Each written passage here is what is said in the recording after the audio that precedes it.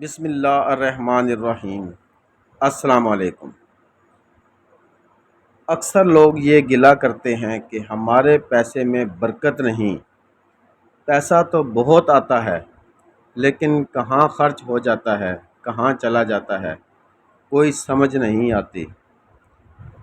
میں آپ کو دو ایسے کلمات بتاؤں گا جو آپ نے پیسے لیتے اور دیتے وقت پڑھنے ہیں۔ ان کلمات کے ساتھ ایسی برکت ہوگی کہ آپ کے پیسے ختم نہیں ہوں گے۔ اللہ پاک ان میں ایسی برکت کرے گا کہ آپ حیران ہو جائیں گے۔ انشاءاللہ آپ دوسروں کو بتانے پر مجبور ہو جائیں گے کہ میں یہ کلمات پڑھتا ہوں۔ پیسے لیتے اور دیتے وقت پڑھنے والے کلمات۔ جب آپ کسی سے پیسے لیں اور اپنی جیب میں رکھیں تو پڑھیں بسم اللہ فی کنز اللہ، بسم اللہ فی کنز اللہ، اللہ کے نام سے جو اللہ کے خزانے میں ہے۔